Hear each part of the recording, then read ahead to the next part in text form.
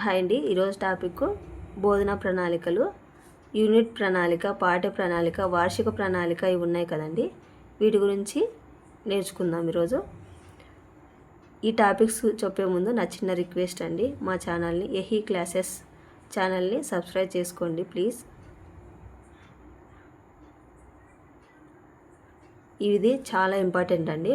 బోధనా ప్రణాళిక ఖచ్చితంగా ఒక పిట్టు డిఎస్సిలోను టెట్లోను ఖచ్చితంగా వచ్చాయి, చూసుకోండి. నేను ఖచ్చితంగా వచ్చాయని ప్రతిసారి ఎందుకు చెప్తానంటే, నేను డిఎస్సిలో వచ్చినవి, టెట్లో వచ్చినవి ఆ బిట్స్ చూసి వాటికి సంబంధించిన టాపిక్స్ చేస్తున్నాను వీడియోస్. కాబట్టి ఖచ్చితంగా ఇవి మీకు ఉపయోగపడతాయి.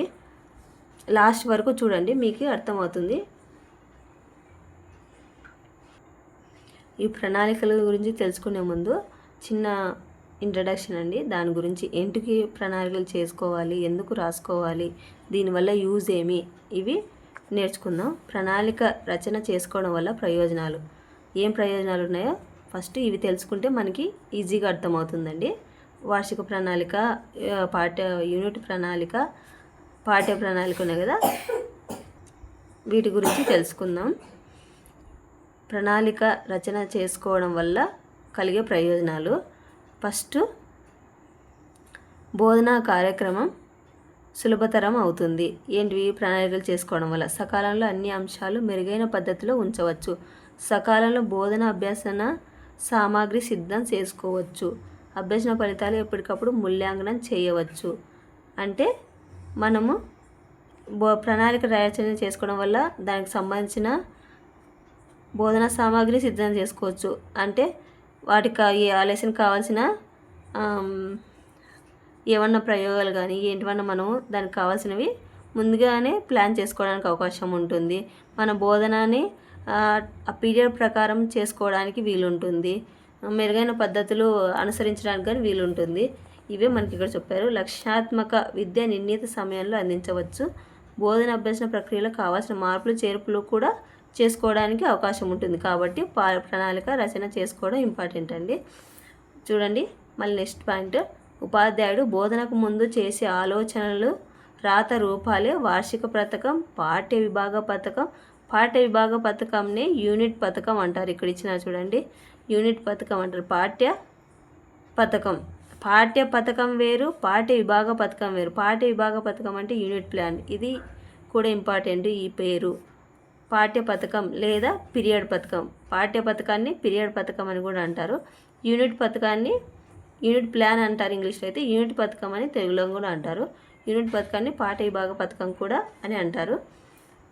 ఫస్ట్ వార్షిక ప్రణాళిక మనము తెలుసుకుందాం. ఫస్ట్ వార్షిక ప్రణాళిక తెరుచుకున్న తర్వాతే యూనిట్ ప్రణాళిక చేస్తారు. తర్వాత పాఠ్య పథకం రూపొందించుకుంటారు. ఎప్పుడైనా పెద్ద దాని నుంచి చిన్నది తయారవుతుంది, మళ్ళీ దానికంటే కొంచెం చిన్నది, ఆ విధంగా చేసుకుంటారండి.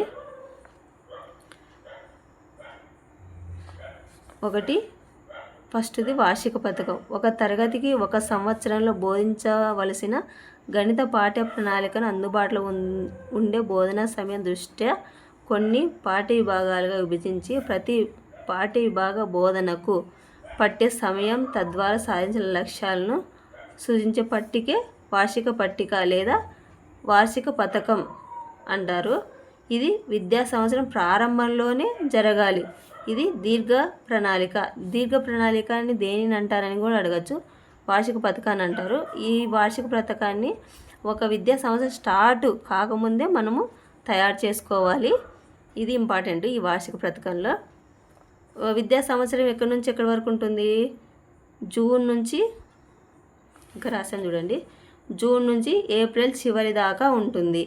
ఇది కూడా ఇంపార్టెంట్. విద్యా సంవత్సరం జూన్ నుంచి ఏప్రిల్ చివరి దాకా ఉంటుంది. ఈడ ఇచ్చారు చూడండి, విద్యా అంటే జూన్ ఏప్రిల్ చివరి దాకా జరిగే విద్యా బోధన కార్యక్రమ పథకమే వార్షిక పథకం. వార్షిక పథకం తయారు చేసేటప్పుడు గుర్తుపెట్టుకోవాల్సిన అంశాలు చూద్దామండి. అంటే ఆ సంవత్సరంలో ఏమేమి మనం ఏర్పాటు చేసుకోవాలి, ఆ సంవత్సరంలో ఏవేవి పండుగలు వస్తాయా, సెలవులు వస్తాయి, ఇవన్నీ దృష్టిలో పెట్టుకొని చేసేదే వార్షిక ప్రణాళిక. చూద్దాము. వార్షిక పథక రచనకు గుర్తు పెట్టుకోవాల్సిన అంశాలు, ఆ విద్యా సంవత్సరంలో ఏమేమి జరుగుతాయో మొత్తం దీంట్లో మెన్షన్ చేసుకోవాలి. ఆ విద్యా సంవత్సరంలో సాధించవలసిన లక్ష్యాలు, పాఠశాల పని దినాల సంఖ్య, గణిత శాస్త్రాన్ని బోధించడానికి ఈ సంవత్సరంలో కేటాయించిన పీరియడ్ల సంఖ్య. గణిత శాస్త్రం అని ఎందుకు వస్తుందంటే నేను మ్యాథ్స్ బుక్లో మెథడాలజీలో చెప్తున్నాను కాబట్టి గణిత శాస్త్రం వచ్చింది. ఇదన్నిటికీ వర్తిస్తుంది. పాఠ్య ప్రణాళిక ఇవి వార్షిక పథకం, పాఠ్య ప్రణాళిక, పాఠ్య పథకం, పాఠ్య విభాగ పథకం, యూనిట్ పథకం ఇవన్నీ అన్నిటికీ సేమ్ అండి. మళ్ళీ గణిత శాస్త్రం అంటే మ్యాథ్స్ మెథడాలజీకి ఒకటి అని అనుకోవద్దండి. గణిత శాస్త్రాన్ని బోధించడానికి ఆ సంవత్సరంలో కేటాయించిన పీరియడ్ల సంఖ్య కానీ వార్షిక ప్రణాళికలోనే మనము తయారు చేసుకోవాలండి. ఒక్కొక్క యూనిట్ బోధించడం పట్టే కాలము, యూనిట్లు తయారు చేసుకోవడానికి పట్టే కాలాన్ని కానీ మనం వార్షిక ప్రణాళిక తయారు చేసేటప్పుడే గుర్తుపెట్టుకోవాలి. ఉపాధ్యాయుడు తీసుకునే సెలవు దినాల సంఖ్య, పరీక్షలు నిర్వహించడానికి అవసరమయ్యే దినాల సంఖ్య, ప్రత్యేక సెలవు దినాలు, ఉపాధ్యాయుడు వృత్యంతర శిక్షణ పొందే దినాల సంఖ్య, ఉపాధ్యాయ సమావేశ దినాల సంఖ్య ఇవన్నీ ఇంపార్టెంట్ అండి. ఇవన్నీ అడిగినవే ఖచ్చితంగా గుర్తుపెట్టుకోవాలి. అంటే విద్యా సంవత్సరంలో సాధించవలసిన లక్ష్యాలు గుర్తుపెట్టుకోవాలి, పాఠశాల పని దినాల సంఖ్య, మళ్ళీ పీరియడ్ల సంఖ్య, ఒక్కొక్క యూనిట్ బోధించడానికి పట్టే కాలము, ఉపాధ్యాయుడు తీసుకునే సెలవు దినాల సంఖ్య, పరీక్షలు నిర్వహించడానికి అంటే exams FA4, FA1, FA2, FA3, FA4, summative 1, summative 2 ఉన్నాయి కదండి. ఈ ఎగ్జామ్స్ కానీ పరిగణనలోకి తీసుకోవాలి. ప్రత్యేక సెలవులు, లోకల్ హాలిడేస్ ఉంటాయి కదండి, అవి కూడా దృష్టిలో పెట్టుకోవాలి వార్షిక పాఠ్య ప్రణాళిక తయారు చేసేటప్పుడు.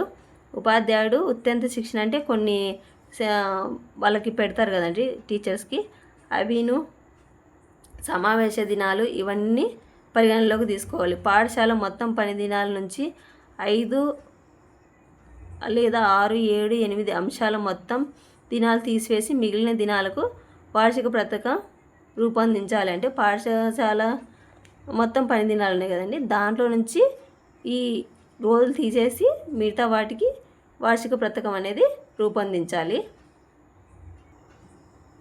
నెక్స్ట్ యూనిట్ పథకం అండి. దీన్ని యూనిట్ ప్లాన్ అంటారు. పాఠ్య విభాగ పథకం, పాఠ్య విభాగ పథకం అని దేన్ని అంటారంటే యూనిట్ పథకాన్ని అంటారు. ఇంపార్టెంట్ అండి ఇది. ఒక తరగతిలో ఒక పాఠ్య విషయానికి చెందిన పాఠ్య ప్రణాళికల అంశాలన్నింటినీ విడివిడి అంశాలుగా భావించకుండా ఒక సామాన్య సూత్రం లేదా నియమం ఆధారంగా ఒక చోట చేర్చి బోధించవలసిన శీర్షికలు లేదా అంశాల కూటమిని పాఠ్య విభాగం అంటారు. పాఠ్య విభాగం అంటే యూనిట్ చెప్పాను కదండి అంటారు. ఒక తరగతిలో ఒక విషయానికి సంబంధించిన ఒక లెసన్కి సంబంధించిన దాన్ని యూనిట్ పథకం అంటారు. ఆ అంశాలన్నీ సబ్ టాపిక్స్ కాకుండా సబ్ టాపిక్స్ లోపల ఉంటాయి. మొత్తం పాఠ్యాన్ని మొత్తం యూనిట్ పథకం అంటారు. ఒక తరగతిలో ఒక పాఠ్య విషయానికి చెందిన పాఠ్య ప్రణాళికలు అంశాలన్నింటి విడివిగా అంశాలుగా భావించకుండా ఒక సామాన్య సూత్రం లేదా నియమం ఆధారంగా ఒక చోట చేర్చి, ఇది ఇంపార్టెంట్, ఒక చేర్చి బోధించవలసిన శీర్షికలు లేదా అంశాల కూటమి పాఠ్య విభాగ పథకం. ఇది గుర్తుపెట్టుకోండి. మళ్ళీ నెక్స్ట్ ఇక్కడ ఇంపార్టెంట్ చూడండి. భిన్న భావనలను కేంద్రీకరించి ఒకే సందేశం ఉన్న విషయ భాగాన్ని యూనిట్ అంటారు. ఇది ఇంపార్టెంట్ అండి. నెక్స్ట్ యూనిట్ యొక్క లక్షణాలు నేర్చుకుందాం. అంతకంటే ముందు ఒక చిన్నది ఇంపార్టెంట్ ఉందండి, ఆల్రెడీ నేను అండర్లైన్ చేశాను. ఉపాధ్యాయుడు ప్రతి పీరియడ్కు ప్రత్యేకంగా పీరియడ్ పథకం తయారు చేయడం రోజు వారి బోధనలో సాధ్యం కాకపోవచ్చు. కాబట్టి యూనిట్కి మొత్తం ఒకేసారి పథకం తయారు చేసుకోవచ్చు. ఇది యూనిట్ పథకం యొక్క ఉద్దేశం. యూనిట్ యొక్క లక్షణాలు చూద్దామండి. సారూప్యత కలిగి సంబంధం కలిగి ఉన్న గణిత భావనల సమన్వయమే యూనిట్.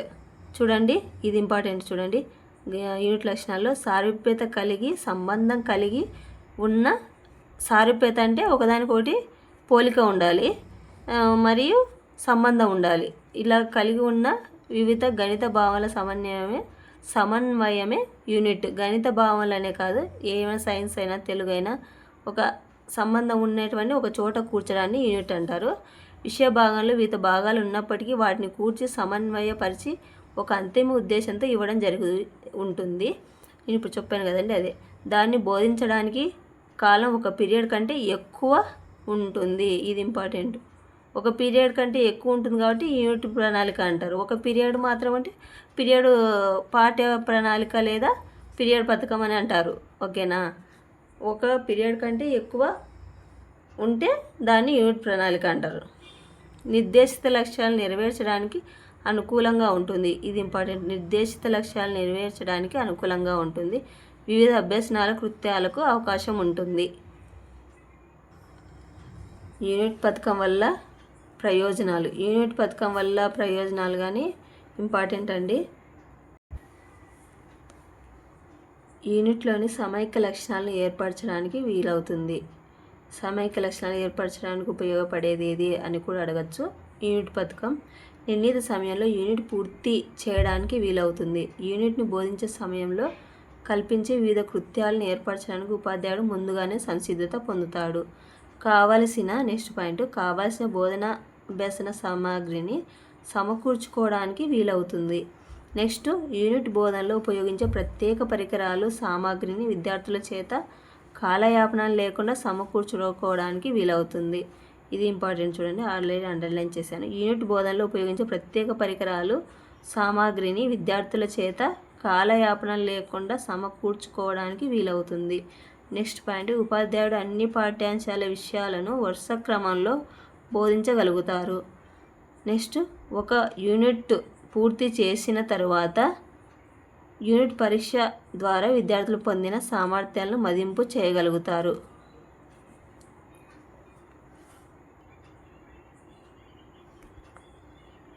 పీరియడ్ పథకం లేదా పాఠ్య పథకము. ఇది ఇంపార్టెంట్ అండి. ఇది కూడా పాఠ్య పథకం వాస్తవంగా ఒక కార్యాచరణ ప్రణాళిక. ఎవరన్నారంటే లెస్టర్ బి శాండ్స్. యూనిట్లోని సబ్ యూనిట్ నందు ఒక పీరియడ్ కంటే ఎక్కువగా బోధించడానికి ఉండేదాన్ని ఏమంటారంటే యూనిట్ పథకం అంటారు. ఒక పీరియడ్లో బోధించడానికి తగిన విషయం తయారు చేసే పథకాన్ని ఏమంటారంటే పాఠ్య పథకం లేదా పీరియడ్ పథకం అంటారు. నెక్స్ట్, లెస్టర్ లేదా స్టాండ్ చెప్పిండేది ఒకసారి చూద్దామండి. శాండ్స్ ప్రకారం లెస్టర్ బి శాండ్స్ ప్రకారం పాఠ్యపథకం ఉపాధ్యాయుని యొక్క పనిలోని వేదాంతం, అతని వేదాంత జ్ఞానం, అతని విద్యార్థుల యొక్క సమాచారం, వారిపై అవగాహన, విద్యా లక్ష్యాలపై అతని అవబోధం, అతను బోధించబోయే పరికరాలపై అతని జ్ఞానం, సఫలమైన పద్ధతులను ఉపయోగించడంలో అతని సామర్థ్యాలను కలిగి ఉంటుంది ఆయన చెప్పిందండి ఇది. నెక్స్ట్, పీరియడ్ పథకం యొక్క ప్రయోజనాలు చూద్దామండి. ఇవి ఇంపార్టెంట్. పాఠ్యాంశాల ద్వారా సాధించవలసిన లక్ష్యాలను ముందుగా స్పష్టంగా ఏర్పరచుకోవచ్చు. ఆ లక్ష్యాల సాధనకు కావాల్సిన సంసిద్ధతను ఉపాధ్యాయుడు మానసికంగా పొందగలడు. బోధన అభ్యసనకు కావాల్సిన సామాగ్రిని తయారు చేసుకోగలరు. సేకరించిన సామాగ్రిని విద్యార్థులు పరిసరాల నుంచి సేకరించడం వల్ల వారికి అభ్యసన పట్ల ఆసక్తి ఏర్పడుతుంది. పాఠ్య పథకం యొక్క ప్రయోజనాలు చూద్దామండి. పాఠ్యాంశాల ద్వారా సాధించవలసిన లక్ష్యాలను ముందుగా స్పష్టంగా ఏర్పరచుకోవచ్చు. ఆ లక్ష్యాల సాధనకు కావాల్సిన సంసిద్ధతను మానసికంగా పొందగలరు. బోధన అభ్యసనకు కావాల్సిన సామాగ్రిని తయారు చేసుకోగలరు. సేకరించిన సామాగ్రిని విద్యార్థులు పరిసరాల నుంచి సేకరించడం వల్ల వారికి అభ్యసన పట్ల ఆసక్తి ఏర్పడుతుంది. నిర్దేశిత లక్ష్యాలైతే యూనిట్ పథకం, నిర్ణీత లక్ష్యాలైతే పాఠ్య పథకం. ఇవి గుర్తుపెట్టుకోండి. నిర్దేశిత లక్ష్యాలు యూనిట్ పథకం, నిర్ణీత అంటే ఒక సమయంలో సాధించవలసిన లక్ష్యాలంటే పాఠ్య పథకం. నెక్స్ట్, ఆటంకం లేకుండా బోధన అభ్యసన కార్యక్రమం జరుగుతుంది. పాఠ్య బోధన ఆసక్తికరంగా ఉంటుంది.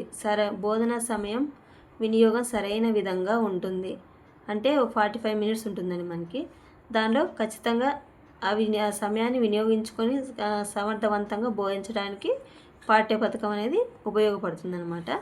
ఒక ఖచ్చితమైన గమ్యాన్ని, లక్ష్యాన్ని చేరుకోవడానికి ఉపయోగపడుతుంది. బోధన అభ్యసన ప్రక్రియలో పాఠ్య పథకం ఉపాధ్యాయునికి మార్గదర్శకాలను ఇస్తుంది. సరైన విధంగా మూల్యాంకనం చేయడానికి కావాల్సిన సామాగ్రిని ఏర్పాటు చేసుకోగలరు. థ్యాంక్ యూ అండి. ఈ వీడియో నచ్చితే లైక్ చేయండి, షేర్ చేయండి, సబ్స్క్రైబ్ చేసుకోండి. Thank you.